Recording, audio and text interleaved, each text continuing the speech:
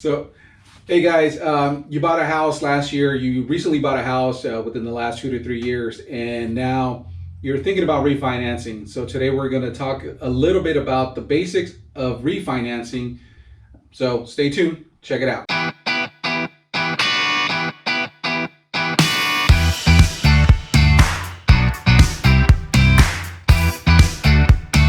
So, hey guys, thanks for joining me again today. My name is Alex Urbano Tafoya. I am a real estate broker, real estate home sales broker here in Northern California.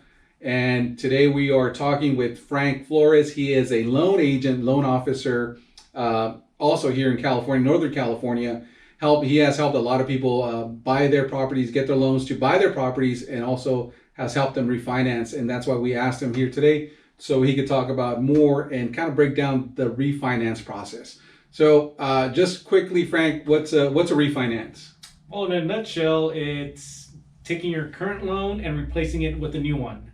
The two most common reasons why somebody would do that is to lower their interest rate, which in turn lowers their payment, or access the equity that they have in their house, pull that money out to pay off debt, invest some of that money, buy another property, or remodel their home, put in that new kitchen that you've always wanted. Yeah, so we wrote some questions that people ask. You know, they've asked us questions all through the beginning of the year. This is already we're in the middle of we're in the middle of January of 2021, and people are still calling us, asking us about refinancing. And some of the questions we get, we actually wrote them down, and we're going to talk about some of those right now. One of the biggest ones is, what is the process? What is the refinance process? How do I get started? What do I need to do? Okay. Well, the refinance process is very similar to when you first bought the house. If you remember, you filled out an application, we checked your credit, we asked for your pay stubs, bank statements, tax returns. And so with the refinance, it's similar but not as detailed. It's a little bit easier, and we do verify that you can still make that new payment, with the new loan that you're going to take out. What is the difference between refinance and an equity line of credit? Okay. That's a good question. So I'll start off with the equity line of credit. Okay. That is a second loan on your house. It's not tied to your first, and the main reason why somebody would want to do that is because they've got a really good rate on that first mortgage that they're initially. Initially, yeah. And so, with the line of credit, the way that it works, it's kind of like a credit card secured by your house. So let's say your line of credit is for $100,000 and you use $50,000 of it.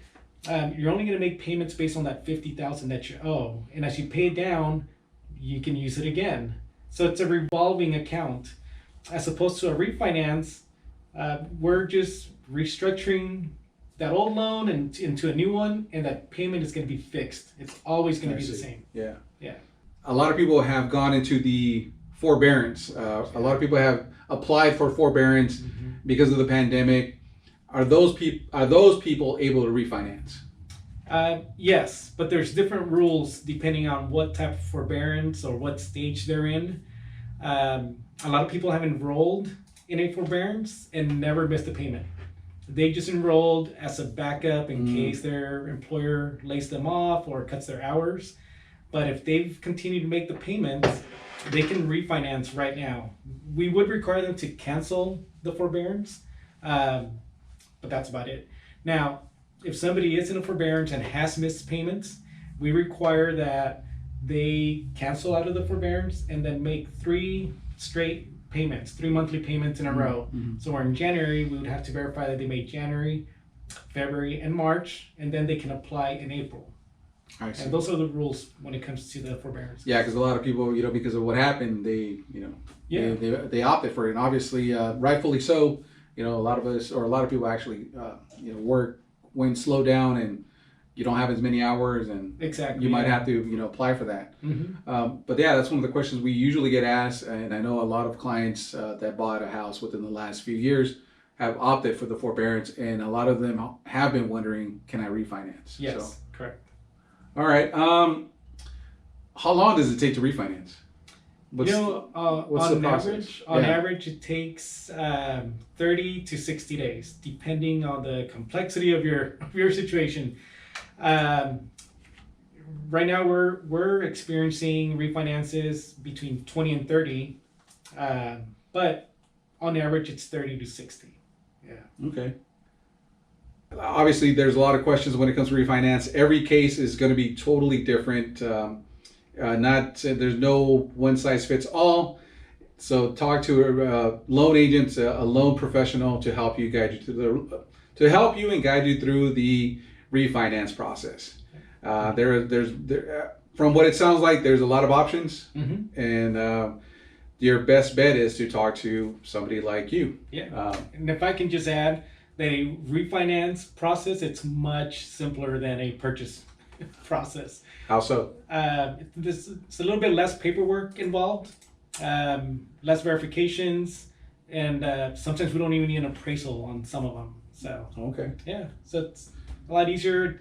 It's cheaper. There's not as many costs as when you bought the house either. So thanks for joining us, guys. Thanks for joining me. We are going to keep putting out more videos. We're going to leave all the information in the comments below. Check it out. We're going to leave Frank's information if you're thinking about refinancing, or if you have any questions about refinancing, give him a call. He's been doing this for a long time. He knows what he's doing. He knows his stuff. Definitely recommend him. So thanks for watching. Don't forget to follow, like, subscribe, and we'll be talking to you soon. Thanks. Thanks, Frank.